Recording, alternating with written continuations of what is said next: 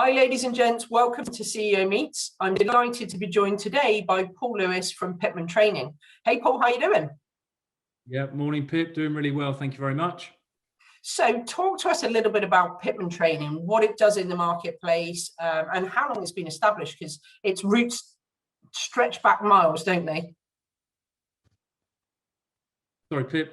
Yeah, so Pitman's been around for 180 years. It's been, providing office-based training for adults. So I guess our heritage is all around adult learning. So how can we help people to carve out a new career, or maybe get a promotion, or work their way up a job ladder? So we're in the market of adult learning, adult education, and it's something that I'm very, very passionate about. So most people would have heard of Pitman Training from Isaac Pitman, when he devised the shorthand methodology, really revolutionized how people could write up to 80 or 100 words per minute. And even to this day, people are still buying and downloading shorthand books from Isaac Pitman. Fantastic. Now, you've not been around for quite as long as Pitman Training, but you've certainly been in the sector for more than 15 years now. So what is it that makes you really passionate about franchising? I think lots of things, Pip. I love the model. I love helping entrepreneurs to change their lives through the power of franchising. That's one of my, kind of personal preferences. And what I do like is the kind of win-win-win scenario, how the franchisor wins when it grows a successful network, how the franchisees win because they're buying into a successful model, but also how the customers win as well. I think in my own experience, customers get a better service, better experience from a franchise brand than I guess a traditional brand. That's my personal opinion, but I think most would agree with me on that. Absolutely. In the last 12 months, we've absolutely seen strengthening of relationships between franchisor and franchisee, but also franchisee and customer, making sure that the brand is absolutely at the center of franchisees' thoughts. Now, you don't just have the one brand, do you? There's a second brand that you're looking to bring to the marketplace at the moment. Yeah, that's right. It's if I kind of put it in context for you, Pip. So our parent company, who I'm MD of the parent company for Europe.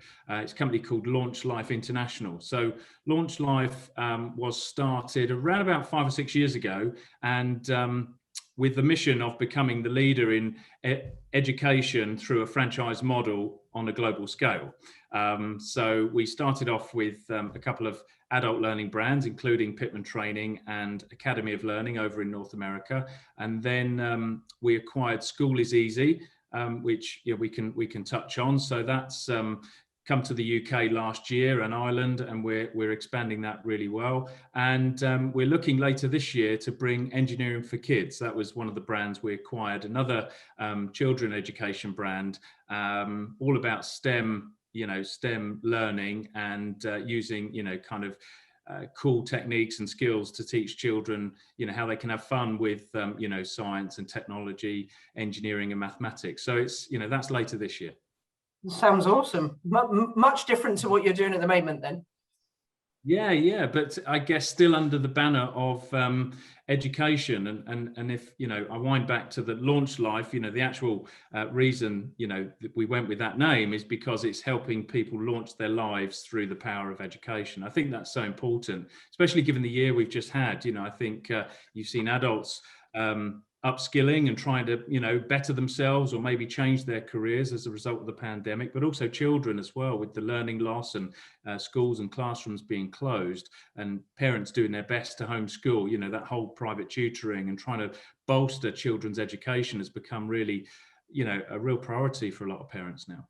So is the last sort of 9-12 months been busier for you because of supporting where the schools have been closed? Yeah, I guess, if I look at Pitman and School is Easy, our current brands in the UK. Pitman's been busy, I would say as busy as ever. We've been, I guess, busier getting to grips with delivering it online rather than in centre, which is what we're used to doing. So that we had the technology, so we were ready to go with that. So we were really proud of how Pitman came through 2020 and now into 2021. And we're really poised for growth because a lot of adults are looking to change careers and really push on now that you know, the pandemic is hopefully winding to an end. And yeah, on the School is Easy side, I think it was a perfect storm to be launching School is Easy in, you know, July of 2020. Yeah, we couldn't have timed it better. If I'm honest with you, the phones have been, you know, ringing off the hook, and we've had franchisees joining because they know that it's a brand that they can really, you know, really make some success with and really run with it. So aside from growth, what are your big plans for the next 12 months? Yeah, I guess it does come back to that, you know, growth word, doesn't it? We're looking at, for Pitman, if I concentrate on Pitman, more territories, and we know that will come from our existing network in part, because, you know, they're seeing the opportunity and they're excited about the direction that we're now on. And the other, you know, growth in territories will come from brand new franchisees, of course. And apart from that, just doing everything we do a little bit better. You know, we've got a fantastic business. It's always been a fantastic business. So my job is now just to, you know, really build on that and add some innovation and marketing in a big way, because I think, you know, we've got so much going for us and we weren't really shouting about it all that well. I think when you've got a big, well-known brand, it can, you need to shout about it. How much do you, you know, sort of focus on your marketing effort? I think we need the younger generation to understand what we do. The older generation, with the greatest respect, seem to know, you know, seem to have a connection with Pitman Training, but that younger generation certainly need more brand awareness from us. So that's the plan now over the next year.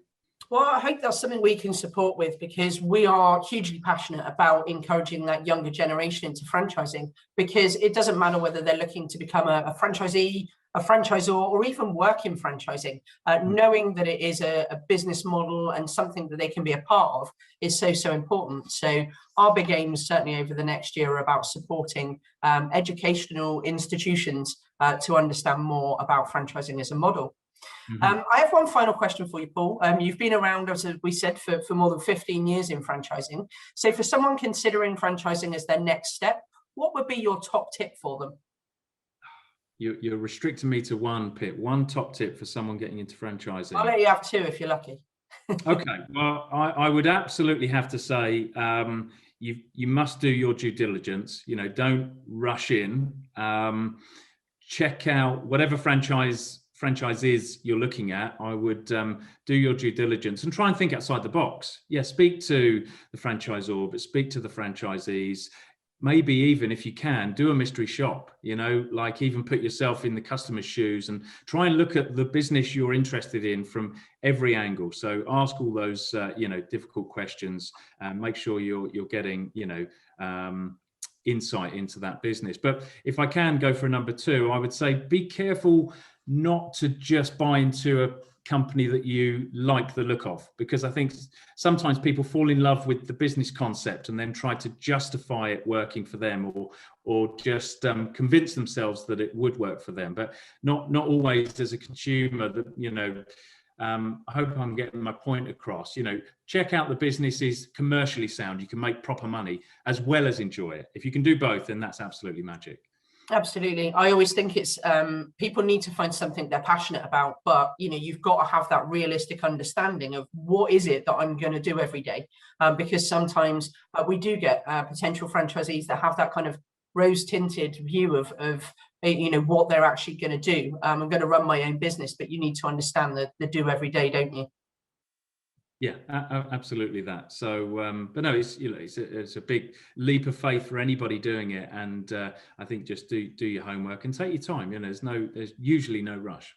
Absolutely, Paul. Thank you so much for your time today. It's been really nice chatting to you, and we look forward to supporting your journey of growth in the next 12 months. Thanks, Pip. Same to you. Good luck to the BFA.